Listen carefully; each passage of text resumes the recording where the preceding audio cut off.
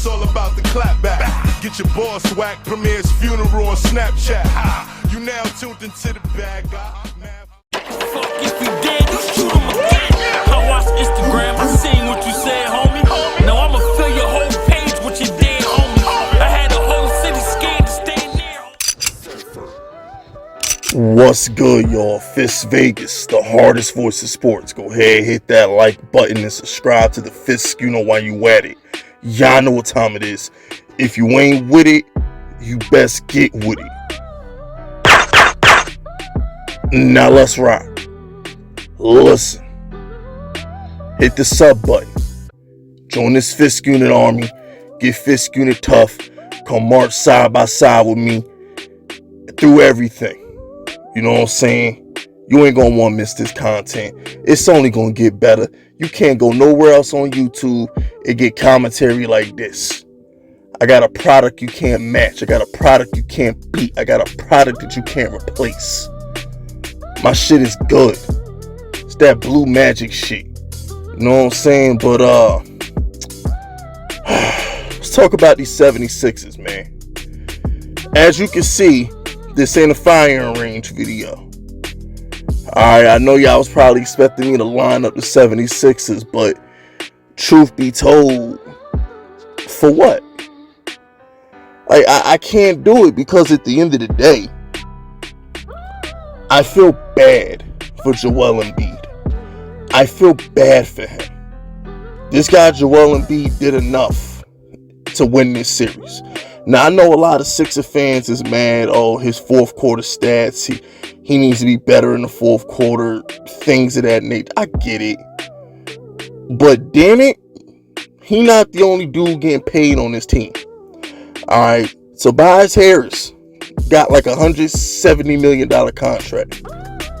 This dude, Ben Simmons, the biggest waste of space in all of sports, has like $180 million contract. There's about $360 million worth of contracts between Ben Simmons and Tobias Harris, and they did not help Joel Embiid throughout this series. They did him no favors. So when I look at the 76ers, unlike last year when they got washed in the first round, I'm like, yo, if Joel Embiid is the guy, he got to put up a better fight. Like, I was disappointed in Joel Embiid last year. But this year, nah, I can't be mad at him.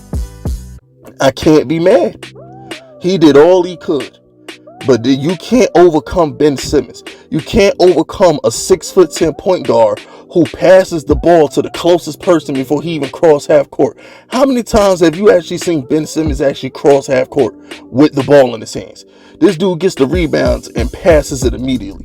How many times have you seen Ben Simmons take the ball past half court and pass it off immediately? He's a negative on offense. He's a zero on offense. This dude is Andre Roberson, and he's Andre Roberson. I don't know what else to tell you. He's Andre Roberson. He only there for defense. He's literally he's a 2021 version of Andre Roberson. That's what he is. He can't do nothing but play D. It's bad. It's bad, man. And it's like, my thing with Ben Simmons is he's too cool about it. He's too nonchalant about it. Like, it don't bother him. Like, he don't care. Nigga, I'll punch him in his face. I'm gonna be honest with you. That's the kind of teammate I was. Like, I would embarrass him. I curse him out. I would Michael Jordan, Scotty Burrell the shit out of this nigga, son. Like, the way Michael Jordan was talking to Scotty Burrell, that's the same way I be talking to this punk ass nigga Ben Simmons. Like, yo, you's a bitch, nigga. You's a hoe. How you take 4 shots? Hold on. What a box score at? It's game 7. It's for the season, nigga. Season on the line, nigga. This nigga got 5 points. How you take 4 shots in 35 minutes, nigga? Giannis, he can't shoot free throws no better than you. Name a game in the Brooklyn series Giannis ain't dropped 30 in, bro. Russell Westbrook can't shoot a lick. He still gets you 25 points a game. What the hell is his excuse? I don't understand this shit, bro. It's a lack of effort. He doesn't care. And that's the problem. He don't care. That's the problem. He don't care. I feel like I feel bad for Joel Embiid, man, because he's stuck. He's stuck. And Tobias Harris, you ain't Jimmy Butler. Them niggas should have kept Jimmy Butler. They kept you. I'm trying to understand that shit. They should have gave Jimmy Butler the private jet, like they tried to do for Kawhi in Toronto. They offered Kawhi a private jet, his own condo building. I mean, they tried to do everything to keep Kawhi. They should have did that for Jimmy Butler. But oh my bad, that's right. Ben Simmons didn't like Jimmy Butler, so they let him go. Remember, Joel Embiid and Jimmy Butler were best friends. It was Ben Simmons. He didn't like Jimmy Butler because Jimmy Butler tried to make him shoot. Jimmy Butler was trying to apply pressure on him, and they didn't like it. And y'all had the balls to talk about Markelle Fultz. The people of Philly, y'all shamed that boy Markelle Fultz. Y'all embarrassed Markelle Fultz. When all this time you had a 6'10" nigga who can't shoot either. At least Markelle Fultz can hit a jump shot. Markelle Fultz is doing just fine on Orlando. I bet you y'all will trade Ben Simmons for Markelle Fultz right now. Unbelievable. Let me just end the video talking about this nigga Trae Young, bro. Trae Young a G. Trae Young closed this team out, man. I love this kid. I always was a Trae Young fan. I never wasn't a Trae Young fan. I love Trae Young, bro. I do. And, you know, I always had Trae Young back in the Luka Doncic discussions because my thing with Trae Young is, bro, he's built for Atlanta. You can't sell Luka Doncic in Atlanta. Everything happens for a reason, bro. You can't market Luka Doncic in Atlanta. You just can't. Trae Young works in Atlanta. Everything happened as it was supposed to happen. And Trae Young, without an all-star on his team, is going to the conference finals. Kevin Durant, with James Harden, failed to beat Giannis. My man MVP Jokic, with Michael Porter Jr. and the crew, failed to beat Chris Paul. Donovan Mitchell failed to beat Pandemic P.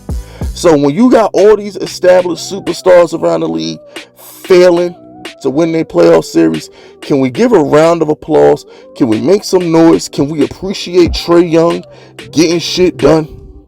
Because Trae Young getting it done. Trae Young gives that team confidence. Did you hear Herter in the post-game interview? He says, all we got to do is get it to the fourth quarter because we have a closer. We believe in him. He believes in us. That's what he said. Speaking of the post-game, his daddy dark-skinned. Now I know where he get his confidence from. See, because he didn't act like a regular light-skinned dude. Trae Young cold-blooded. His swagger was different. His daddy dark-skinned. Now it makes sense now. It makes sense. But, well, Philly, that's it. And another thing, real quick. Don't ever say Philadelphia is the best sports city on the planet. I don't know who did that poll. I don't know who wrote that article. But whoever decided that Philadelphia had the best fans in the country should be shot. They booed the hell out of that team. Real fans don't boo their team off the court like that. I told y'all, bro. The Philadelphia turns on their teams more than anybody. They booed them. They booed them dudes off the court. They weren't booing Trae Young. They was booing the Sixers. But yeah, get used to it because the Eagles is going to be even worse. So get used to Heartbreak Philly because you're going to get a lot more of it. But that's it. That's all though. Subscribe to the unit if you're rocking with me. My name is Fist Vegas and I approve this message.